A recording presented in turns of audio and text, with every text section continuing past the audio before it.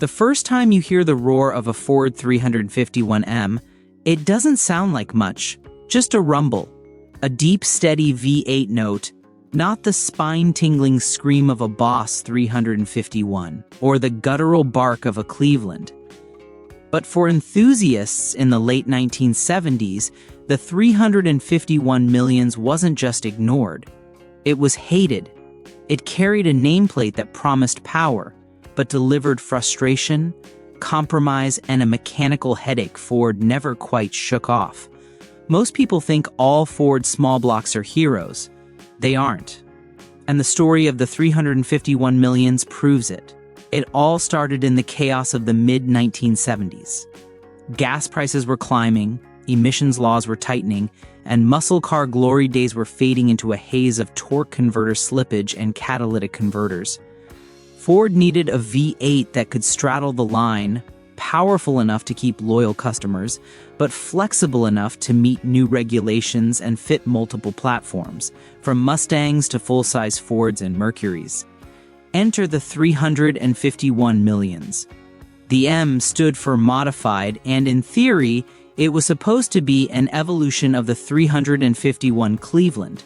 In practice, it was a Frankenstein engine caught between two worlds. The engineers had a problem. The 351 Cleveland had a wide block design, excellent airflow, and solid high RPM performance. But it was expensive to produce, especially as Ford shifted to heavier cars with bigger smog restrictions. The tried-and-true 351 Windsor was cheaper, more compact, but its small block architecture limited displacement growth. So Ford decided, let's take the Cleveland, stretch it, adapt the oiling system, and marry it to Windsor architecture. Sound simple? It wasn't. The first 351 millions rolled out in 1975, 4-inch bore, 3.5-inch stroke, 351 cubic inches on paper. Compression ratios started low, 9:1 on most smogged engines because emissions were king. Horsepower was officially rated around 210 horsepowers and 330 lb-ft of torque in most passenger cars. To the casual driver, that might seem fine, but to a muscle car enthusiast expecting the visceral thrill of a 351 Cleveland or a 400 V8, it felt anemic. Worse, the engine's wide block design made it incompatible with traditional performance upgrades. Aftermarket heads were scarce. Headers fit like puzzles from hell, and anyone who tried to push the engine past 5,000 revolutions per minute quickly discovered a harsh truth: the bottom end was not happy. Rod bolts loosened, crank journals wore fast, oil pressure dropped. The 351 millions had a mechanical personality problem. And then there were the cars themselves.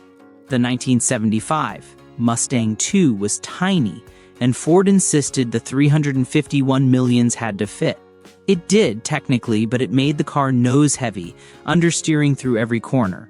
Salespeople called it a torquey highway cruiser, but enthusiasts called it a compromise. A good, cheap V8 for the weekend, but a dead end if you wanted to race.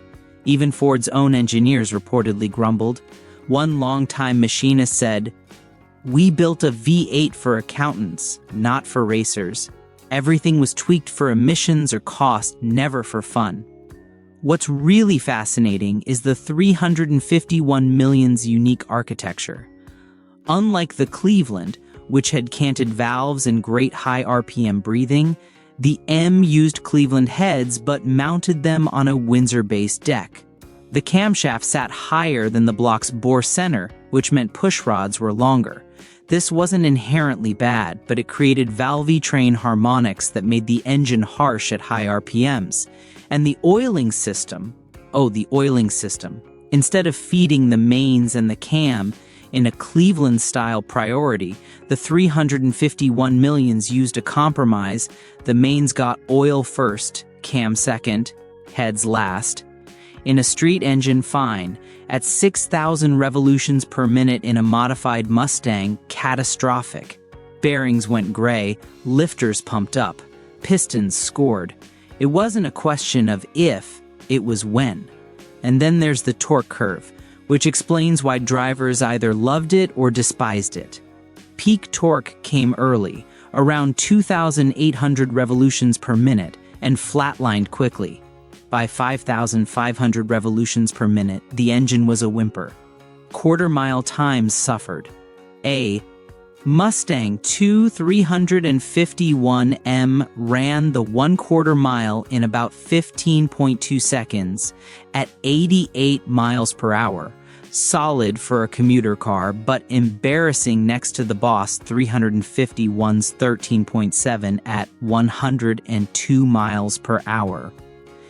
And yet the engine was heavy, around 575 pounds with accessories, adding insult to injury. You had the weight of a 400, the performance of a 302, and the quirks of a Frankenstein design. But here's the kicker. Ford kept pushing it anyway. They expanded production for trucks, full-size Fords, and even the Torino. In a 1,978 degrees Fahrenheit 150, the 351 millions made more sense. Low rev torque, rugged bottom end, plenty of room for cast iron durability. Torque, at 2,500 revolutions per minute, hovered near 340 lb. Ford trucks didn't care about high RPM whining. They cared about pulling trailers and surviving 200,000 miles. In that context, the 351 millions was brilliant. But enthusiasts didn't care about trucks. They remembered the Mustang II and the Granada, and the hatred stuck. Racing attempts didn't help either. A few brave drag racers tried the 351 millions in SECA or IHR classes, but the engine lacked aftermarket support, and Cleveland heads had been diverted to other platforms.